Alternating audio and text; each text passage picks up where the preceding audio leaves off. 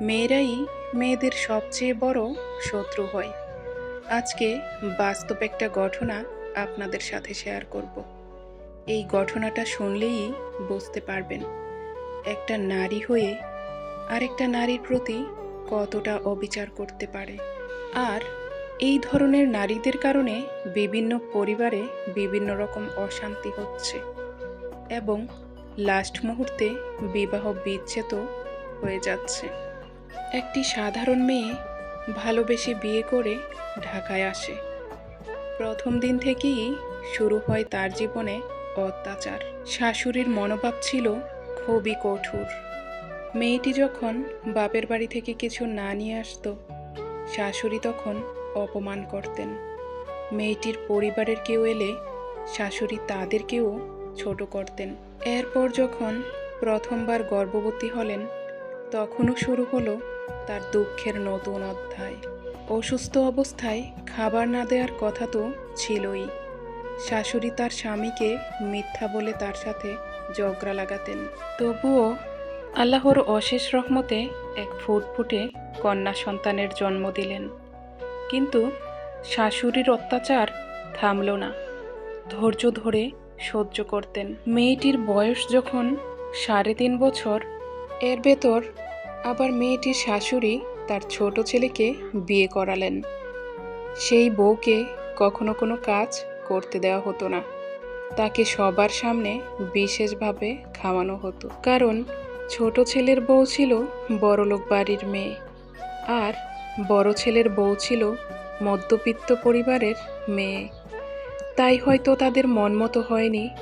বড় ছেলের বউ সারাদিন সংসারের কাজকর্ম করেও সামান্য খাবারের জন্য সংগ্রাম করে যেত। তারপর মেয়েটির ছোট্ট কন্যার যখন বয়স 3.5 হলো, তখন মেয়েটি জানতে পারল যে সে আবার গর্ভবতী। তখন থেকে শাশুড়ির অত্যাচার আরও তীব্র হয়ে ওঠে। তার স্বামী, যিনি কখনো সত্য মিথ্যা যাচাই করতেন না, তার মায়ের কথাই অন্ধের মতো বিশ্বাস করতেন। মেয়েটির কাছে হাজার প্রমাণ থাকলেও তার স্বামী সেটি দেখারও প্রয়োজন মনে করতেন না। এমন পরিস্থিতিতে মেয়েটি এক সময় বুঝতে পারে আল্লাহ সবার বিচার করবেন একদিন। যে অন্যায় ও অত্যাচার গর্ভবতী একটি মেয়ের উপর করা হচ্ছে, তা কোনো মানবিকতা নয়।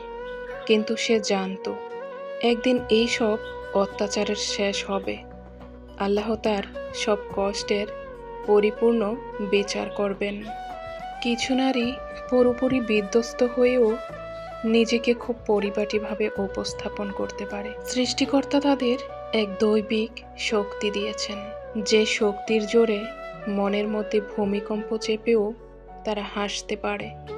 আর বোকা মানুষ ভাবে নারীদের কোনো মনই নেই, তাদের মনে দুঃখ নেই, নারীরা সব ভুলে যায়। একমাত্র ওই নারীই জানে জীবনের নিষ্ঠুরতা ছাপিয়ে তাদের এই পৃথিবীতে টিকে থাকতে হবে। একজন নারী তার শ্বশুরবাড়িতে ঠিক কতটুকু গুরুত্ব পাবে তা নির্ভর করে তার প্রতি স্বামীর ভালোবাসা এবং গুরুত্বের উপর।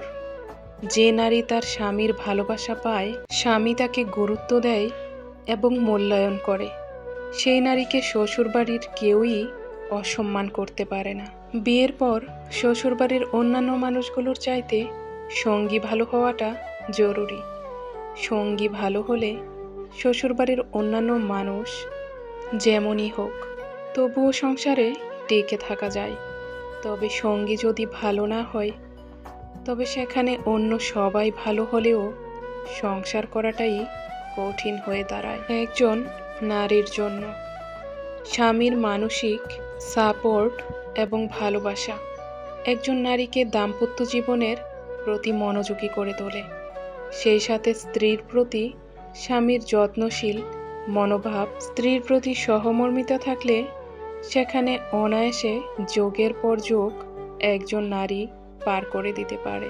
বিয়ের পরবর্তী সময়টা সব পুরুষদের জন্যই চ্যালেঞ্জের, কেননা তখন মা, বাবা, এমনকি স্ত্রীর সম্পর্কের ব্যালেন্স ঠিক রাখার জন্য অনেক বিড়ম্বনার শিকার হতে হয়। তার মানে এই নয় যে এক পক্ষকে খুশি করতে অপর পক্ষের সাথে সম্পর্কের টানাপোড়েন ঘটানো যাবে। মা বাবার প্রতি কৃতজ্ঞতাবোধ থাকার পাশাপাশি স্ত্রীর প্রতিও কৃতজ্ঞতাবোধ থাকতে হয়। মা বাবার কথা মতো স্ত্রীকে কিংবা স্ত্রীর কথা মতো মা বাবাকে কখনোই কষ্ট দেওয়া ঠিক নয়। স্ত্রীকে ঠিক ততটুকুই গুরুত্ব দিন যতটুকু গুরুত্ব পেলে সে নিজেকে আপনার বাড়িতে কখনোই অসহায় মনে করবে না নিজেকে। শ্বশুরবাড়ির সব পরিস্থিতিতে সবাইকে আপন করে নিতে তাকে ভরসা দিন, তাকে আত্মবিশ্বাসী হতে সহায়তা করুন। আসলে শ্বশুরবাড়িতে একজন নারী গুরুত্ব কতটুকু পাবে তা নির্ভর করে তার প্রতি স্বামীর ভালোবাসা এবং গুরুত্বের উপর। কেননা স্বামী যদি ভালোবাসে, স্বামী যদি গুরুত্ব দেয় এবং পাশে থাকে, তবে শ্বশুরবাড়ির অন্য সবাই যেমনই হোক না কেন একজন নারী অবলীলায় তার এক জীবন পার করে দিতে পারে সেই সংসারে। অন্যথায় একটা দিন টিকে থাকাটাই সেই নারীর জন্য অসম্ভব হয়ে যায়। তাই পৃথিবীর সকল পুরুষদের উদ্দেশ্যে একটা কথাই বলছি, প্লিজ আপনারা সবাই নিজ নিজ স্ত্রীকে ভালোবাসুন, তাদেরকে গুরুত্ব দিন, কারো কাছে তাদেরকে অপমানিত হতে দিবেন না। পৃথিবীর সকল স্বামী স্ত্রীরা ভালো থাকুক।